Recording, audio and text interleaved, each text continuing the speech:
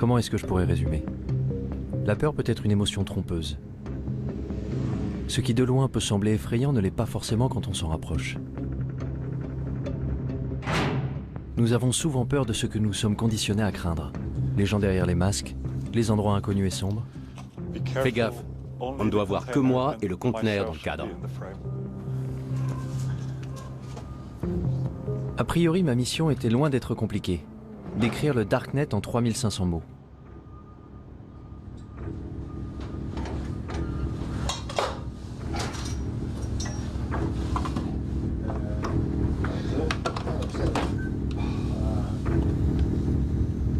Alors comment je m'étais retrouvé là?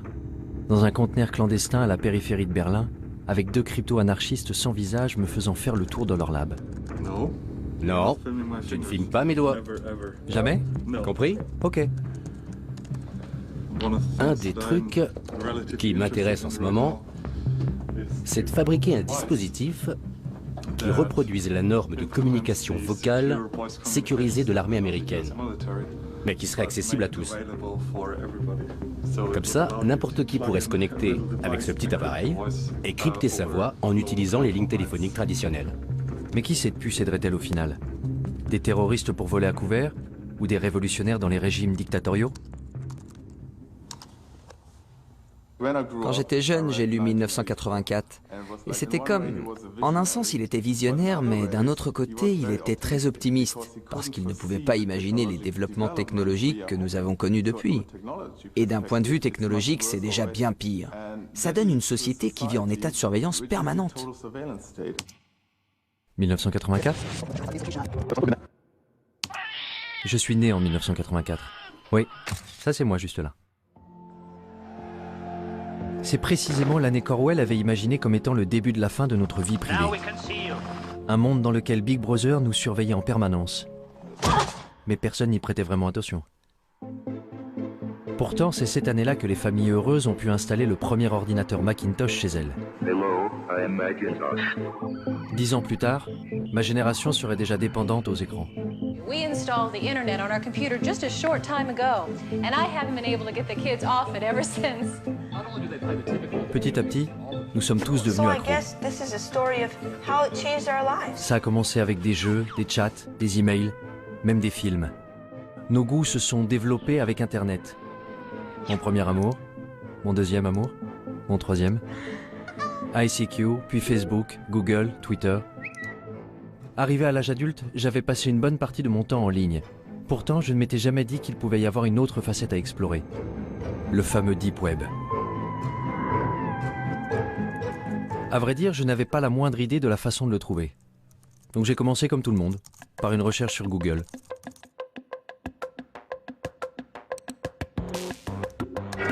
What lurks beneath the surface of the internet? The deep web. What is it exactly? Well, it's kind of a vague term because it's comprised of anything that's just not indexed by search engines. Ok, tout ce qui n'est pas indexé. Je n'irai donc pas bien loin avec Google. If we want to compare the size, then one great analogy is that the surface internet, the stuff that's indexed by Google, that would be sort of like the tip of an iceberg. La partie émergée de l'iceberg? The majority of users can only access 1% of all the information the World Wide Web has to offer. The rest, deep beneath the surface, is known as the deep web. Donc le Deep Web est une sorte de dépôt de données inaccessibles, rempli par les banques, les gouvernements, les entreprises, et contenant en plus une partie invisible?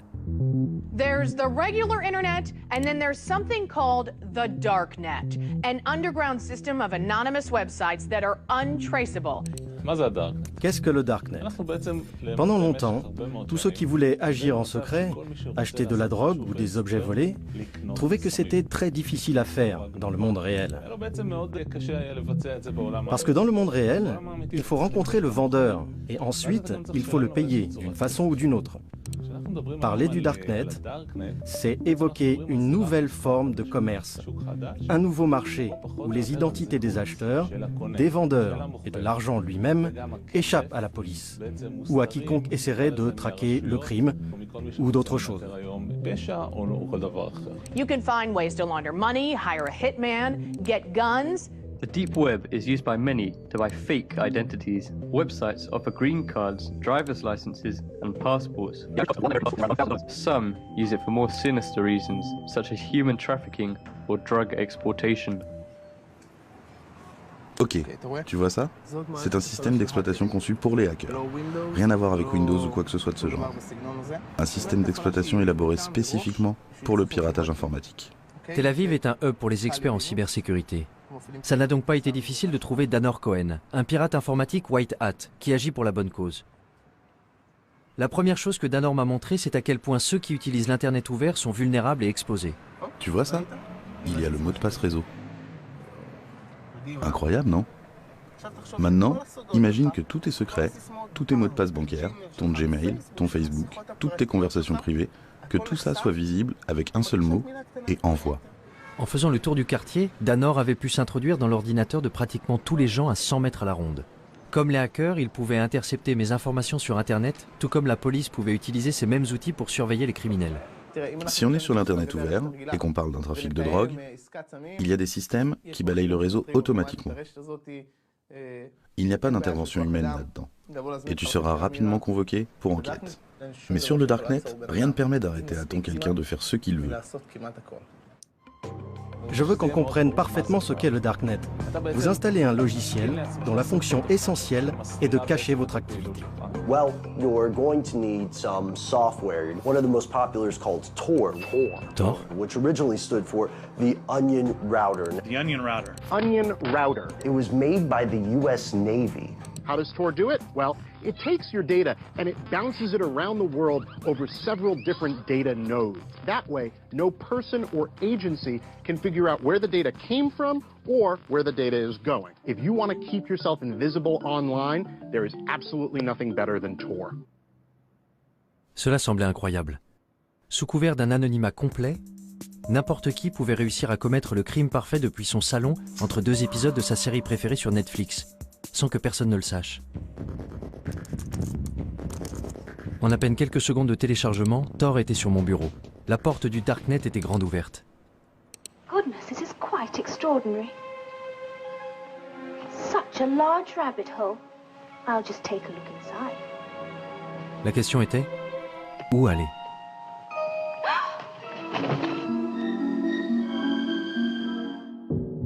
Mon premier arrêt a été le wiki caché.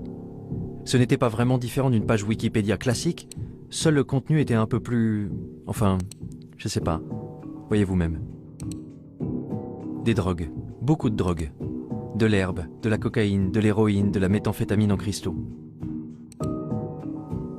L'anonymat est quelque chose de très difficile et de rare à obtenir. Et pour cela, Tor est ce qu'il y a de mieux. Si je devais faire quelque chose d'illégal, j'utiliserais Tor pour le faire. Et la liste s'allonge avec des tueurs à gages, des offres pour éliminer des hommes politiques. 58 000 € pour tuer un journaliste? Comment? C'est tout ce que je vaux? Les portes sont grandes ouvertes. Rien ne peut vous arrêter. Il n'y a pas de loi, pas d'ordre, pas de justice, rien. C'est pour ça que Tor est dangereux. Très dangereux. Les drogues et les armes n'étaient pourtant que la surface du Darknet. Il y avait de nombreux groupes et forums communautaires pour satisfaire les désirs les plus sombres de l'humanité. Les néo-nazis y avaient évidemment fait leur place. Ensuite, il y avait ceux qui donnaient dans la torture animale, les 10 principales raisons de tuer un gosse, mon Dieu, de la pédophilie. L'endroit le plus bizarre que j'ai trouvé, ça doit être le Cannibal Café, au service de l'humanité. Ah ouais? Vraiment? Je peux vous raconter des réunions avec des officiers de police où ils s'arrachaient les cheveux. On ne sait pas quoi faire avec ce truc. C'est un cauchemar. Un Sodome et Gomorrhe virtuel moderne. Ça ressemblait vraiment à un cauchemar. Si les règles du jeu changeaient, comment faisait la police pour rattraper son retard? Et avait-elle au moins une chance de pouvoir le rattraper? Ça tourne? Je peux commencer? Je suis curieux de savoir comment le Darknet a changé l'apparence du crime. Le visage du crime a changé. Aujourd'hui, on voit que le crime passe de plus en plus du monde physique au monde en ligne. Pourquoi? Tout simplement parce que les gens ont tendance à croire que dans le monde en ligne, ils sont plus anonymes et peuvent commettre des crimes sans se faire prendre. Si vous allez sur le Darknet, et je suppose que vous l'avez fait, vous trouverez des gens qui cherchent à acheter X, Y ou Z, qui sont pour la plupart des choses dont la possession et la vente sont illégales. Ça peut être des drogues, des armes, de la pédopornographie, des logiciels malveillants ou encore certains services, à commencer par les virus informatiques, les hackers alloués et ainsi de suite, jusqu'au meurtre. La liste des cybermenaces s'est allongée tant et plus. Mais je me demandais, est-ce que cacher son identité en ligne est un crime en soi? Concernant cette question de l'anonymat, vous considérez que c'est quelque chose de mal, quelque chose de bien, ou ça vous est égal? Vous savez, notre travail consiste à faire respecter la loi. En Israël, le travail qui consiste à établir les normes sociales est du ressort des législateurs. Je ne pense pas que ce soit à moi de dire si une personne doit pouvoir être anonyme. Je peux dire que l'anonymat pousse les gens à croire que s'ils commettent un crime, on ne les attrapera pas. Et c'est une erreur. Ce n'est pas vrai. Alors penser qu'on pourrait absolument tout planquer en ligne serait illusoire? La police pouvait-elle vraiment trouver n'importe qui se cachant dans le Darknet? Il m'a fallu poser un certain nombre de questions intrusives et embarrassantes avant que je trouve quelqu'un de ce monde numérique souterrain qui accepte de me rencontrer en personne. Mais où se rencontrer dans la vraie vie? J'avais peut-être vu trop de films, mais un entrepôt abandonné me semblait approprié. Je suis quelqu'un de très normatif, c'est vrai. J'ai même l'âge d'être grand-mère. Le fait que ce soit sombre et tout ce qu'ils disent à propos de la pornographie et des drogues, mais au final, c'est juste un moyen.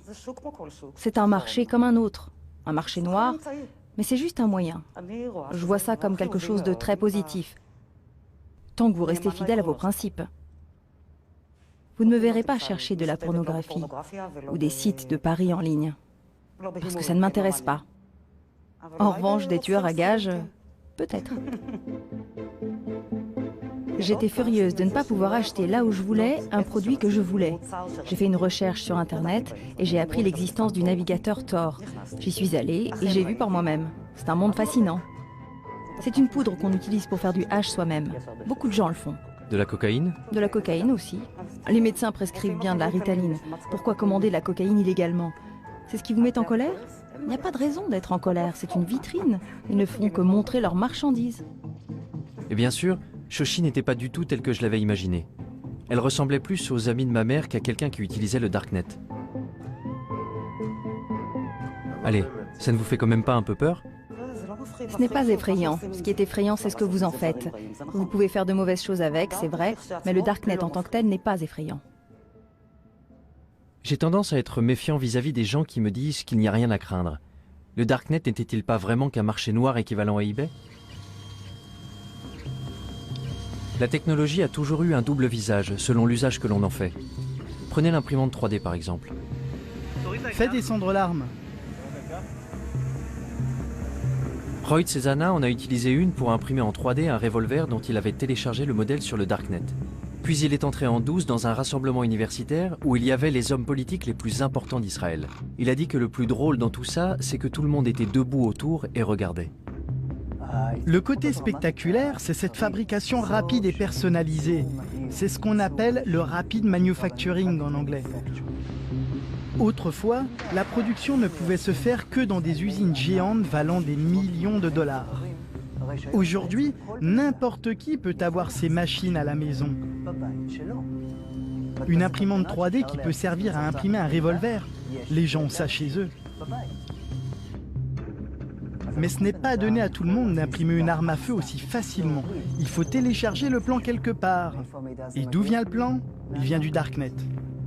Une fois que quelqu'un a téléchargé le plan, il peut le regarder à l'écran et décider de déplacer le percuteur ici, la gâchette là, et concevoir une arme légèrement supérieure. This is called the lower receiver. This doesn't have a serial number and it doesn't require a background check. Et s'il se rend compte qu'il a créé une arme supérieure à l'original, que fera-t-il? Il téléchargera son plan sur le réseau. This is a ghost gun. Ce à quoi nous assistons, c'est à une tendance de déqualification, une diminution des compétences nécessaires pour atteindre un certain objectif. Vous voulez synthétiser des composés chimiques chez vous? Sur Internet, vous pouvez télécharger la procédure qui va indiquer à l'imprimante comment mélanger les produits pour déclencher une réaction chimique et fabriquer de la morphine, du Valium, de la marijuana ou de la poudre de cyanure. Une simple machine fera ça toute seule chez vous. Mais je veux vous montrer un autre aspect des choses. Les laboratoires médicaux produisent des médicaments à des prix astronomiques que les patients n'ont pas les moyens de payer.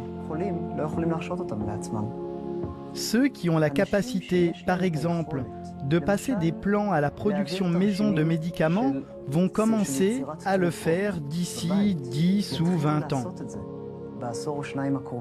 Un processus identique à celui des armes en 3D va se produire. Ils commenceront à apporter des améliorations.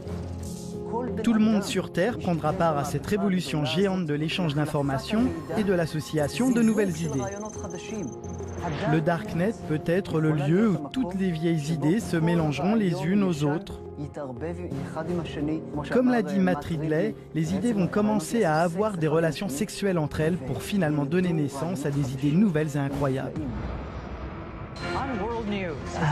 Cette exploitation de nouvelles idées n'a pas lieu en utilisant les voies traditionnelles de l'information, car les véritables grandes luttes passent toujours par la destruction créatrice. Et c'est là toute l'importance du Darknet, qui fournit un moyen de canaliser l'information. Et cette information peut engendrer une révolution. Les révolutions se préparent en secret. Est-ce que ce n'était pas précisément le genre de choses que les pouvoirs en place voulaient généralement empêcher? Le Darknet avait déjà attiré l'attention du gouvernement américain. The FBI has effectively smashed the Hornet's nest, and we are in the process of rounding up and charging the Hornets. Et le Pentagone avait fait venir ici une équipe pour recenser les activités illégales du forum. Alejandro et Amanda faisaient partie de cette équipe.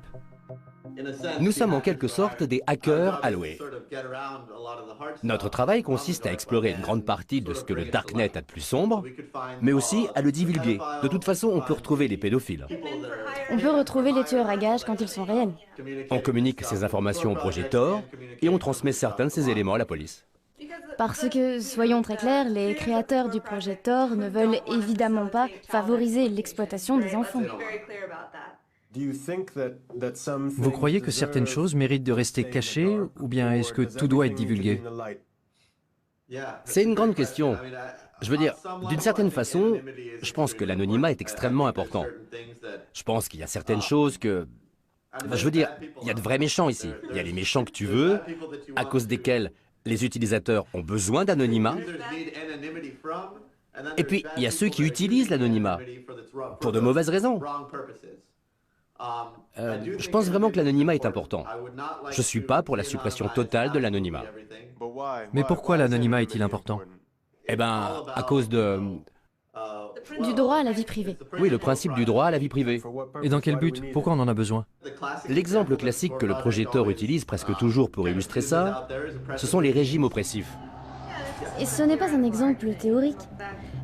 L'histoire montre qu'à chaque fois qu'il y a un progrès révolutionnaire, ça commence toujours de façon clandestine. Quand j'y pense, je me dis que si, disons dans le cas d'un scénario futuriste et apocalyptique, si mon gouvernement s'en prenait à moi et que je veuille par exemple entrer en rébellion, je voudrais que quelque chose de ce genre existe. C'était vraiment la dernière chose que j'aurais pensé entendre venant d'un employé du gouvernement américain. Entendre que, bien qu'enfouis au fin fond de leur cerveau, il y avait un scénario digne d'Orwell. Le genre d'idée qu'on prête davantage aux anarchistes. Instead of privacy, we have permission. It's about control, isn't it? It's about the incremental eradication of freedom.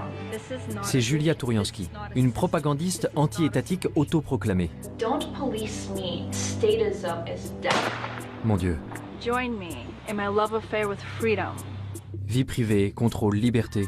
This is Anarchast. C'étaient les maîtres mots d'un petit groupe qui militait pour de nouvelles alternatives face à un système défaillant. Les gens ont très facilement peur de la nouveauté. Et ça, ce sont des idées nouvelles. Hacker, anarchiste, darknet, des mots qui sonnent louches. Voici les crypto-anarchistes, la branche d'un petit groupe de technophiles qui s'est constitué au tout début d'Internet, les cypherpunks, où cypher signifie chiffrement. What is a cypherpunk? What do you guys stand for? Cypherpunks are cryptography activists. We believe in personal privacy for everybody. Ce sont les cypherpunks qui ont été à l'origine de la toute première version d'un darknet, ce qu'ils avaient appelé le blacknet. Americans are not prepared to face the fact that they're living in an electronic police state. Si quelqu'un pouvait compléter mes informations sur le darknet, c'était forcément eux. Tous étaient rassemblés à l'Institut de crypto-anarchie dans le centre de Prague.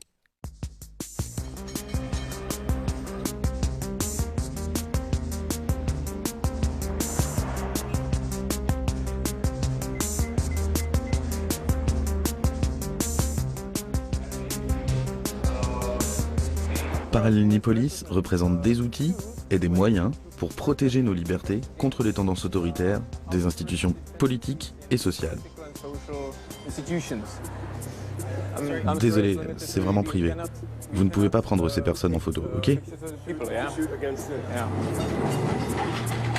Pénétré dans le congrès des hackers à Parallelnipolis, je ne savais absolument pas dans quoi j'étais sur le point de m'engager. J'étais même tellement incertain que j'avais fait le tour du pâté de maison avant de me décider à entrer. Et quand j'avais finalement pu trouver quelques participants pour parler devant la caméra, ce n'était pas sans condition. C'est bon? Super. On entre? Bon, quand vous serez prêt, vous pourrez vous asseoir. Pourquoi ce masque? Pourquoi ce déguisement? Eh bien, je pense qu'aujourd'hui, il est très important de protéger sa vie privée. Et vous savez, il y a beaucoup de reconnaissance faciale dehors. On vit à une époque où les algorithmes informatiques automatiques recherchent les visages dans tous les médias. Et je ne veux vraiment pas que mon visage me suive partout où je suis. Si tu veux me rencontrer, si tu veux me voir, viens me voir en personne. Les médias, c'est pas mon truc. Alors comment est-ce que tu parles de toi? Quelle est ton identité? Eh bien, dans le contexte d'aujourd'hui, appelle-moi Smuggler. Et ta mère, comment t'appelle-t-elle? Ça, je ne te le dirai pas. Demande à ma mère. Fondamentalement, la raison pour laquelle nous voulons le respect de la vie privée, c'est parce que cela permet une action humaine libre, conforme à notre propre volonté. L'homme se développe quand il utilise son propre esprit et fait ses propres choix, bons ou mauvais, et qu'il en assume les conséquences. Voilà comment on grandit. Tu dois être capable de te planter sans te faire démolir. Mais quand quelqu'un te surveille, quand tu dois avoir peur, si tu dois baisser la voix pour parler de certaines choses, tu empêches le développement de l'homme, l'évolution de l'homme. Je pense que de nos jours, il y a une forme de totalitarisme beaucoup plus subtile. Dehors, tu as toutes ces libertés. Tu peux porter ce que tu veux, tu peux faire ce que tu veux, tu peux être gay.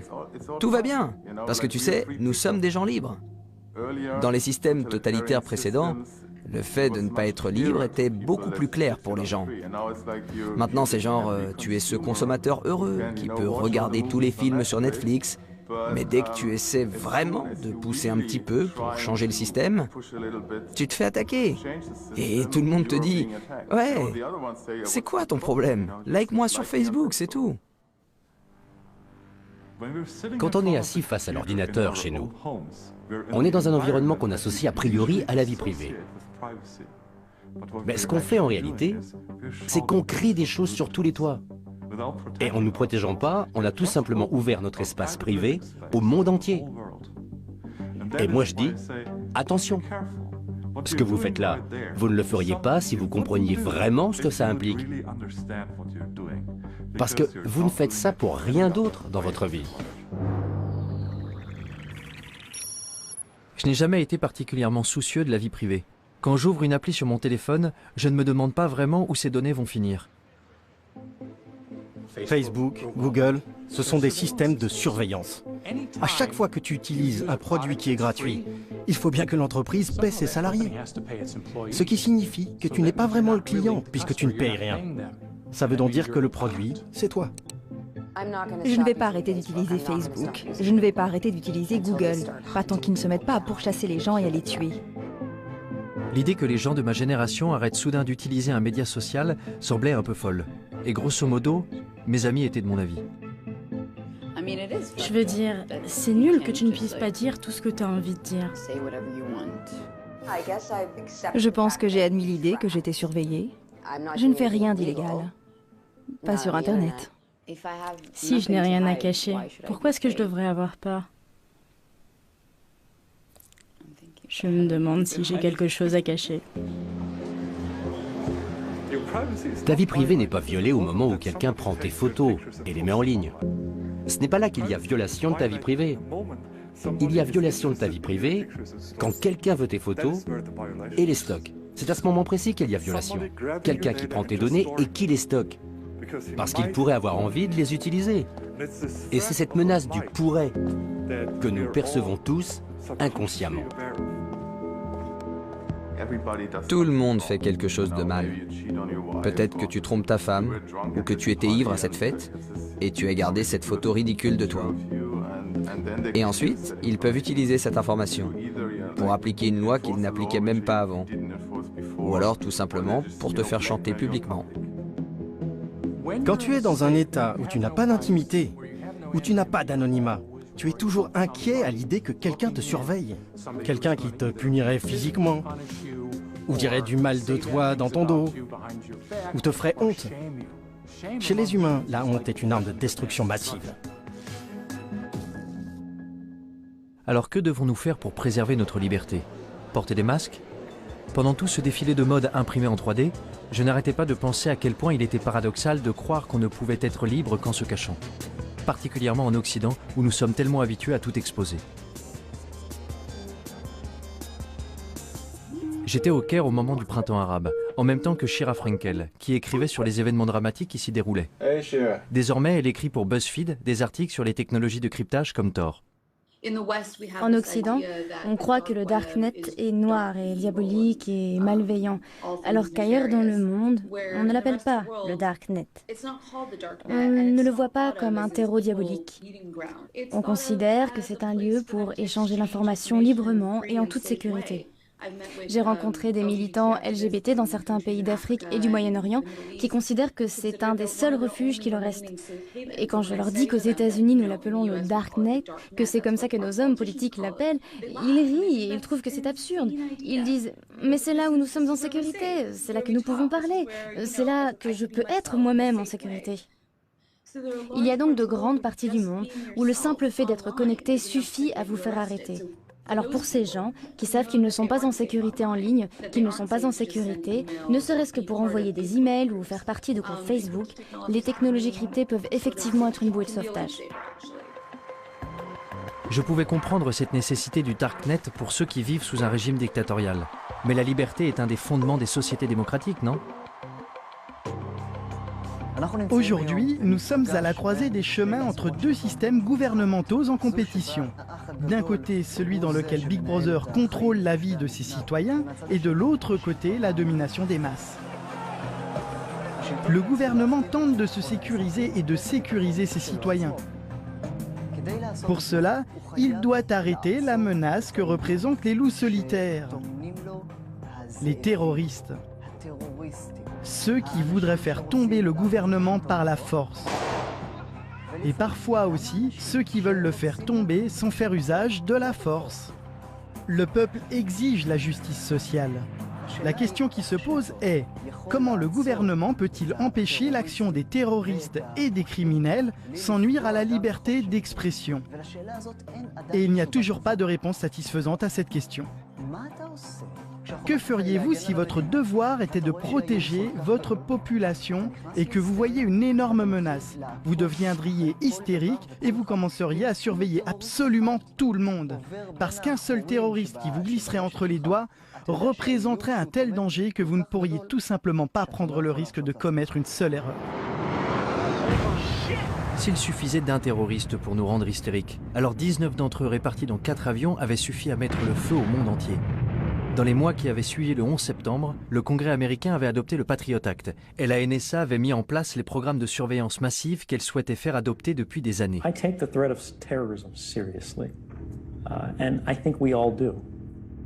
Il allait falloir plus d'une décennie avant que Snowden révèle que la NSA ne s'était pas contentée de surveiller les terroristes. Elle avait également espionné des millions d'Américains innocents. I think it's really disingenuous for the government to justify programs that have never been shown to keep us safe, but cost us liberties and freedoms that we don't need to give up. Quand je suis revenue aux États-Unis et que je parlais aux gens des fichiers Snowden, beaucoup d'entre eux haussaient plus ou moins les épaules en disant « Et alors, qu'est-ce que tu crois? Bien sûr que le gouvernement fait ça, bien sûr que le gouvernement nous surveille de telle et telle façon. » Et là, j'ai trouvé que c'était intéressant. Que d'un côté, il y ait ces fichiers, ces documents qui allaient révéler d'une manière sans précédent la façon dont le gouvernement nous espionnait, et qu'en même temps, il y ait des Américains qui haussent les épaules en disant simplement « Et alors ?» Ils disent qu'ils veulent l'information parce que c'est pour notre bien. Eh bien, ça pose un problème. D'abord, parce qu'ils recueillent et récupèrent absolument tout ce qu'ils peuvent, uniquement parce qu'ils en ont le pouvoir, et aussi parce que, pour être honnête, si vous êtes au gouvernement, si vous faites ce genre de travail, il y a de grandes chances pour que vous ayez une sorte de tendance obsessionnelle au contrôle, psychologiquement parlant. Ils aiment contrôler. Ils ne veulent rien laisser au hasard. Quelque chose de grave pourrait arriver si nous ne contrôlons pas cela. Sauf que quelque chose de grave peut toujours arriver. Mais si on va par là, c'est sans fin. On peut voir dans les notes internes de la NSA que le gouvernement des États-Unis et la NSA avaient commencé à faire circuler des documents dans lesquels ils enseignaient à leurs agents les failles non pas des terroristes, mais de prédicateurs musulmans. Lorsque le gouvernement commence à lister les failles de prédicateurs musulmans, en désigne un et dit « lui, il regarde des pornos en ligne ». Tout à coup, le gouvernement a le pouvoir, juste comme ça, de détruire la réputation et la crédibilité de toute personne dont il n'approuve pas le message. I have a dream that one day this nation will rise up. Peut-être, je dis bien peut-être, que même pour les plus grands prédicateurs, comme Martin Luther King, qui entre parenthèses trompait sa femme à gauche et à droite et fumait de l'herbe, ce qu'il essayait de cacher, peut-être que ce serait pareil, et que s'il était vivant aujourd'hui et s'apprêtait à fonder le même mouvement pour donner des droits aux Noirs en Amérique, le gouvernement pourrait l'en empêcher très facilement. Et s'il est possible de faire ça à n'importe qui, jusqu'où cela peut-il conduire l'État? Quand les voix opposantes sont plus entendues? Quand il n'y a pas de véritable démocratie pour pouvoir forcer le gouvernement à changer de cap et à choisir une direction plus stable? Cela augure des temps obscurs. Si c'était le cas, où le prochain Martin Luther King pourrait-il alors diffuser son message? Pour les crypto-anarchistes réunis à Prague, la réponse était claire. Dans des endroits comme le Darknet. Mais pour eux, la diffusion du message n'était que la première étape. L'étape suivante consistait à construire des systèmes pour remplacer entièrement ceux du gouvernement. Les crypto-anarchistes sont des anarchistes qui croient en l'utilisation de la cryptographie pour créer une zone libre, une terra nova, un territoire libre entouré de murs de cryptographie. Grâce à la cryptographie, ils peuvent discuter, utiliser des monnaies cryptographiques et créer, dans une très large mesure, un monde séparé dans lequel ils peuvent évoluer. Mais comment ce monde séparé pourrait-il bien fonctionner si nous sommes complètement dépendants de l'État? Ce que l'État crée, c'est un amas de bureaucratie, des tâches dénuées de sens que l'on doit faire chaque jour, comme aller au bureau et subir toutes ces taxations. Mais l'État répond également à des nécessités premières, comme la sûreté, la sécurité, les routes et tout le reste. Cependant, toutes ces choses peuvent être fournies par le secteur privé au moyen d'outils décentralisés. Donc, tout cela peut être pourvu par des fournisseurs internationaux, ou par un fournisseur d'un tout autre pays. Les frontières n'ont plus aucun sens dans cet environnement.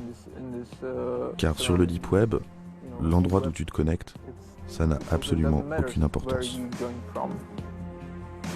Donc l'alternative à l'État dans les systèmes grandissants du Dark Web est un appel à la révolution? J'ai finalement réussi à trouver Julia Touriansky, dont les clips tape à l'œil sur YouTube m'avaient conduit à Prague. But you cry, prove anarchy works, and we say, welcome to anarchy, population everyone. Y avait-il une chance pour que les idées anarchistes soient un peu plus pragmatiques de vive voix? Vous savez, je pense que les gens ont besoin de conseils. Les gens ont besoin d'un certain degré de gouvernance. Mais la différence, c'est que la gouvernance ne doit pas être imposée aux gens. Aussi longtemps qu'on peut se désengager et partir, alors moralement, c'est en accord avec une philosophie anarchiste. Donc bon, je ne suis pas naïve. Je ne pense pas qu'il y aura un grand effondrement qui nous donnerait une magnifique anarchie.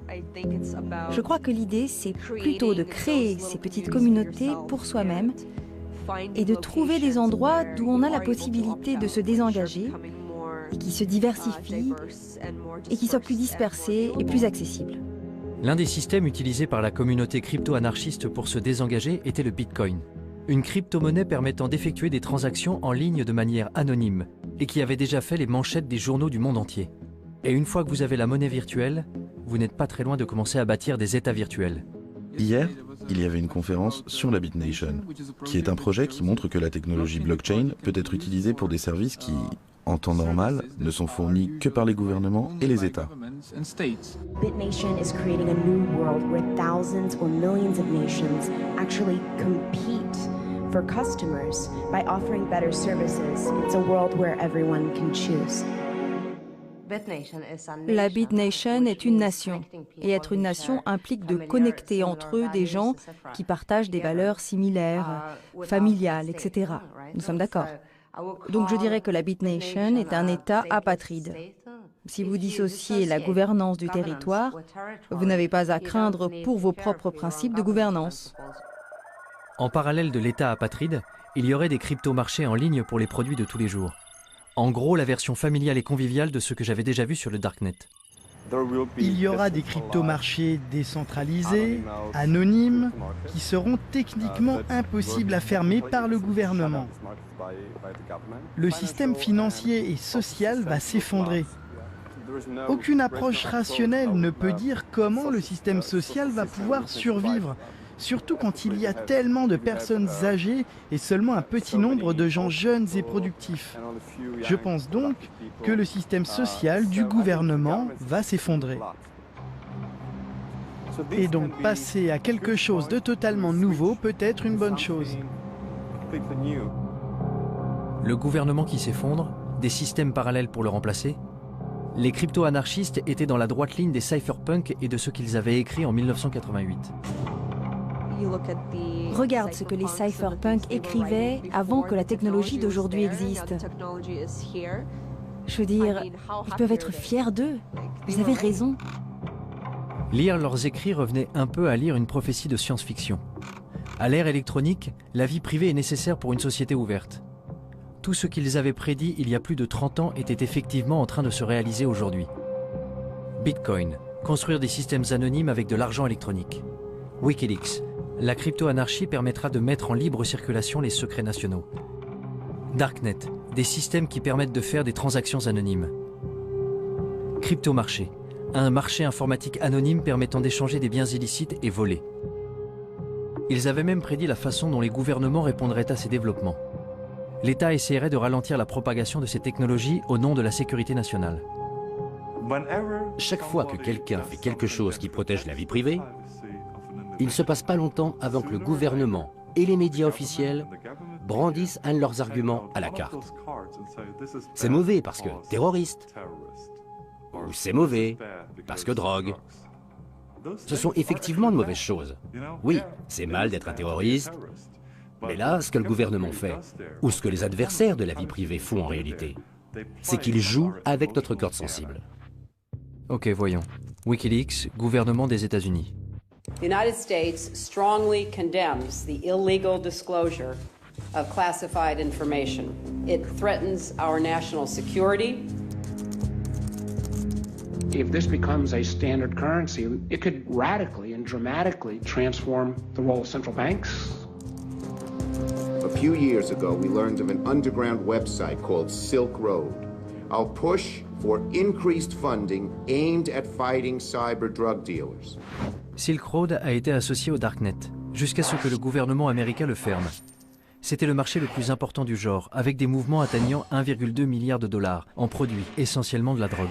The biggest criminal trial in the history of the internet is over this morning. The mastermind of the Silk Road website was sentenced to life in prison without parole. Pour presque tous ceux que j'ai rencontrés à Prague, Ross Ulbricht n'avait rien d'un baron de la drogue. Il avait plutôt été la victime la plus visible des efforts du gouvernement pour éliminer les cryptomarchés du Darknet en faisant de lui un exemple.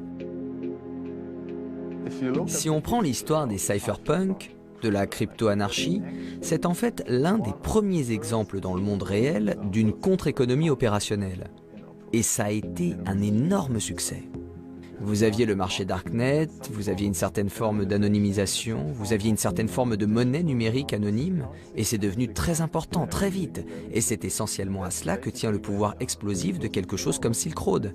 Et je pense que c'est la raison pour laquelle l'État a réalisé que c'était vraiment menaçant. Silk Road menaçait le statu quo. Il menaçait le pouvoir de l'État. Maintenant, imagine que ça existe pas seulement pour les drogues, mais que ça existe pour la nourriture, que ça existe pour l'énergie. Si tous les biens de la planète étaient disponibles sur le marché noir à des prix raisonnables, l'État perdrait la plupart de ses revenus, la majeure partie de sa capacité à réguler, la majeure partie de sa capacité à favoriser certaines entreprises. Alors, que se passerait-il ensuite? L'État perdrait son pouvoir. Si j'avais le choix, je voudrais que les gouvernements disparaissent. Si j'avais le bouton rouge qui dit tous les gouvernements, tous les États, tous les organismes obligatoires disparaissent immédiatement, j'appuierais tout de suite sur ce bouton. Plus d'État, plus d'administration centrale ou de banque. Que se passerait-il si on appuyait sur le bouton rouge? Un chaos absolu? Ou un nouveau départ?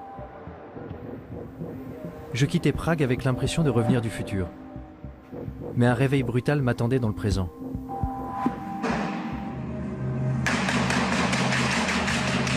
Deux attentats à Paris, un aux États-Unis, un avion abattu en Égypte. N'avions-nous pas effectivement besoin de protection plus forte vis-à-vis de ces gens, même au prix du sacrifice d'un peu de confidentialité? You can't have 100% security and also then have 100% privacy and zero inconvenience.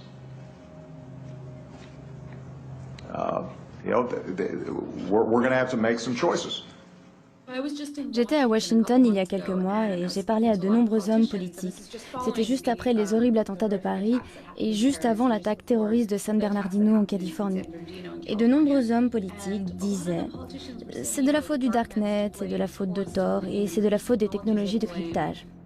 Cette semaine-là, il y a eu de nombreux reportages dans la presse sur la façon dont les terroristes impliqués à Paris avaient communiqué entre eux et avec les dirigeants d'ISIS, en Iran ou en Syrie, par l'intermédiaire de Tor. The dark web. The U.S. believes ISIS and others are now using the most covert part of the online world to recruit fighters, share intelligence, and potentially plan real-world attacks. Et dans les semaines qui ont suivi, il s'est avéré que non seulement ils n'avaient pas utilisé la technologie cryptée, mais qu'ils avaient même échangé des SMS entre eux. Je pense que pour les hommes politiques, rejeter la faute sur le dark web est vraiment un moyen facile pour se laver les mains d'un échec des services de renseignement. Pourquoi dire « nous avons raté un SMS » ? Pourquoi dire « nous avons raté un coup de fil » quand on peut dire « non, non, tout ça s'est passé sur le dark web, nous n'avions aucune chance de connaître les horreurs qui allaient se passer ». C'est un joker pour dire « nous n'avons rien raté ». C'est facile de prendre le Darknet comme bouc émissaire, de dire que s'il n'existait pas, nos vies seraient plus sûres, mieux protégées. Mais le Darknet a toujours existé sous une forme ou une autre. Je vais vous parler de la première fois où je suis entré sur le Darknet. J'avais 4 ans, et à chaque fois que mes parents ne voulaient pas que je comprenne quelque chose, ils parlaient en yiddish. Le yiddish était leur Darknet à eux. À l'âge de 4 ans, je vivais dans 2 réseaux parallèles. Dans le réseau ouvert, en hébreu, et dans le réseau en yiddish, où je pouvais sentir les émotions, voir les regards, et sentir la colère, entre autres, mais pour moi, tout était crypté. Alors le Darknet n'est pas seulement un lieu, il correspond à un besoin fondamental que nous avons tous. Get ready to amazing revolutions in what is to be human. Selon Yanky Margalit, un évangéliste pour le mouvement pour concilier l'homme et l'évolution, notre façon de penser avait besoin d'un reset. Le Darknet est un endroit très intéressant. Les gens qui maintiennent le Darknet, ceux qui le construisent, les idéalistes qui en assurent le fonctionnement, sont le genre de personnes qui croient très fortement au droit à la vie privée et à la capacité de le sauvegarder. Tout ce que je sais, c'est que notre combat pour une vie privée telle que nous l'avons connue est pathétique. C'est pathétique, parce que c'est un combat que nous avons perdu depuis bien longtemps. Nous devons complètement le redéfinir. Quand vous prenez ce qui s'est passé au cours de ces quelques dernières années et que vous vous tournez un peu vers l'avenir, vous vous rendez compte que l'espèce humaine est en train de changer. Nous subissons des changements très accélérés. Nous connectons la technologie à la biologie, nous relions la biologie à l'électronique, et je pense que nous créons une nouvelle espèce humaine. Nous créons une espèce humaine améliorée et plus connectée.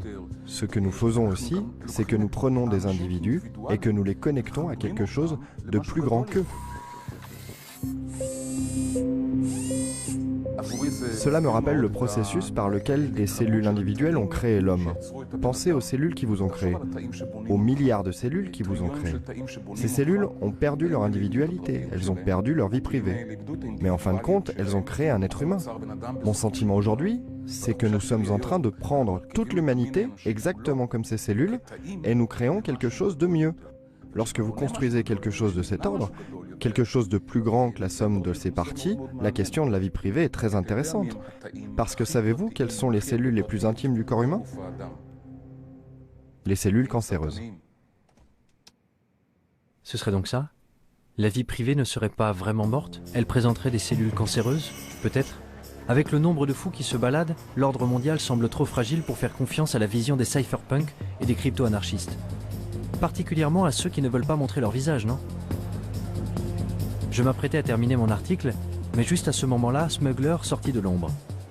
Dans un chat IRC privé, il fit un sacré pas en avant pour un extrémiste de la vie privée. Il me dit que je devrais aller le voir.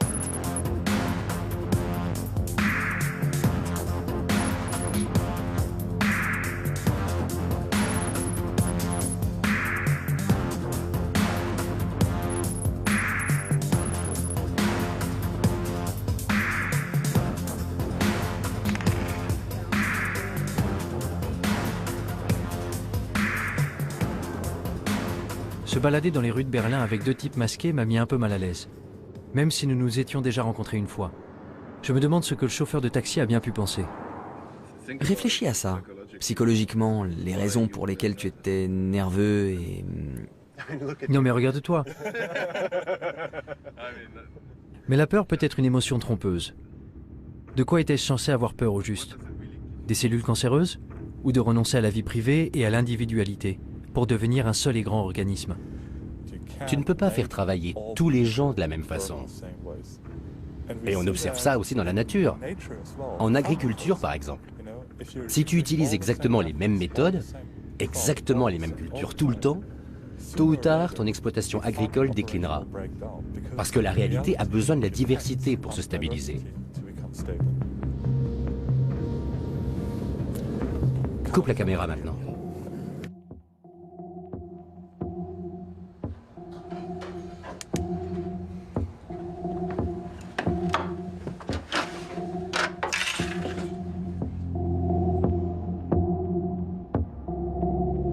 La vie privée est aux idées ce que l'évolution est à la biologie. Tu sais, pour qu'un écosystème soit sain, il faut des niches locales et il faut une transformation. Il faut aussi différents types d'organismes qui mutent, qui évoluent. Un certain nombre d'entre eux vont mourir, d'autres vont prospérer et globalement, c'est une structure très résistante. C'est la même chose pour une société en bonne santé. Il faut de nombreuses idées différentes et les bonnes vont effectivement survivre.